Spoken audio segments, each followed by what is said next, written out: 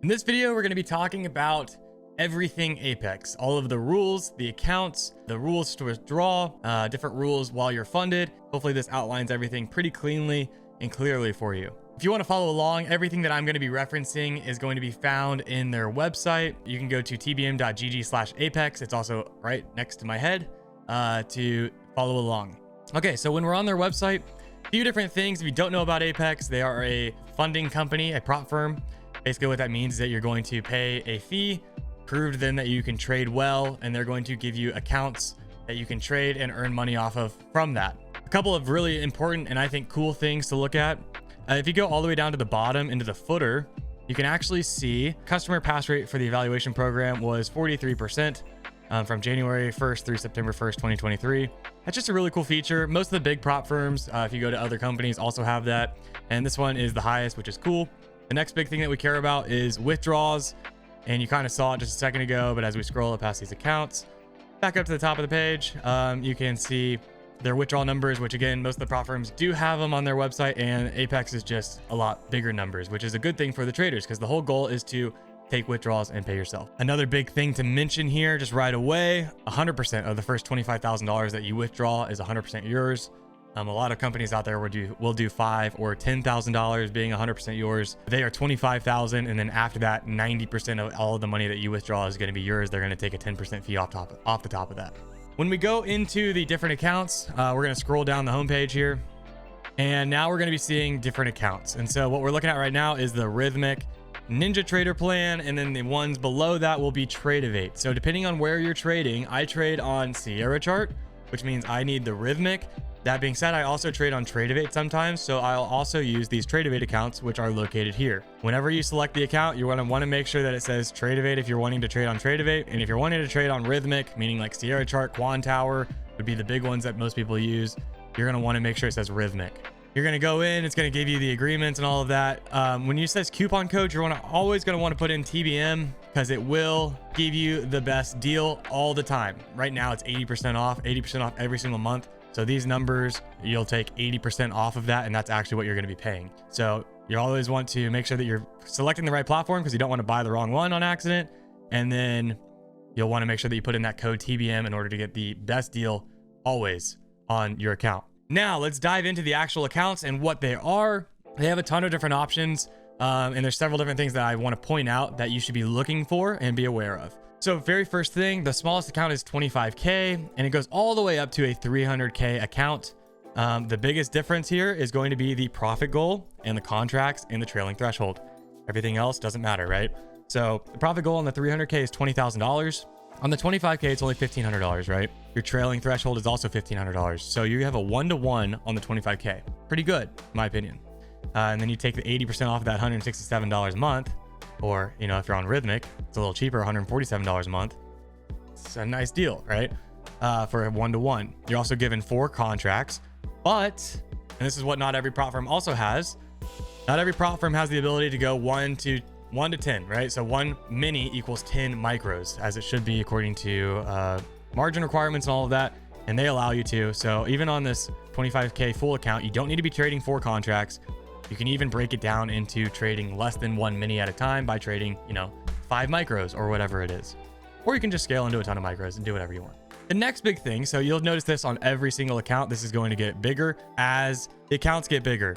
That does not mean that you need to trade bigger size. I just want to say that. It doesn't mean you need to trade bigger size. It just means it's an option for you, especially if you're trading micros to scale in, scale out accordingly, right? You're not limited to 3 micros with 3 minis and things like that. The trailing threshold is where a lot of people get caught up, and so I want to quickly talk about it. The trailing threshold means that it is your total drawdown, right? Total drawdown available. So on the 25K, when you start at $25,000, you cannot go less than $23,500 right off the bat. If you just lose, because that's $1,500 down. As you make money, the trailing threshold comes up with it. And so a lot of people have beef with this. The number one thing that I can recommend for the trailing threshold is to take profit. Don't try and swing for the fences. Don't have a trade that runs up $1,000 and comes back down to break even, because you're not going to have much trailing threshold after that. If it's up 10 points or 15 points, I'd recommend taking it off, right? Lock in that $200 or $300. If you're going to try and let the trade run out, maybe you trail it by 5 or 10 points to where you're not giving yourself a huge swing from your equity high to your equity low. Because with this $1,500 threshold, right? If I'm in a trade that goes up $1,400, right? So it goes all the way up to $26,400. I only need $100 more to pass the evaluation. But the market quickly reverses and it goes all the way back down to minus $100, right? So now it goes down to $24,900. That $1,500 threshold has now been hit and I am now out of my evaluation. So you want to take profit. One thing that was told to me, and I think it's a great example, is, you know, as we see green on our trades, yes, it's unrealized money, but it's still money that could be entering your pocket. You don't want to watch a trade go up $5,000 and not take any of that money out. Get those base hits, lock in that money, and it'll help you become a better trader, even though sometimes it can be tough with the trailing threshold. Okay. If you want to read up more on that, you can just Google Apex trailing threshold, and you will see an article here that will go very in depth on all of it, that you can read up on, and it has the different levels on everything. Okay. Now, if you don't want to deal with the trailing threshold, you can actually go to down here. It's called the 100K static account, and the static account, the drawdown remains the same always, no matter how much money you make. It will always be minus $625 and until you hit the profit goal of 2,000, right? Another big important thing to talk about on the trailing threshold is that when you are in the funded level, so the PA account, once it goes up in the money, once your account is in the money, plus $100. So once your trailing threshold plus $100, the trailing threshold stops. So, you know, if I'm up 20 grand or whatever, I don't actually have to worry about that trailing threshold anymore. Okay. In fact, all of that extra room is just extra wiggle room in the account because there is no daily loss limit or total daily loss, right? You don't have to worry about that with Apex. That's not a thing.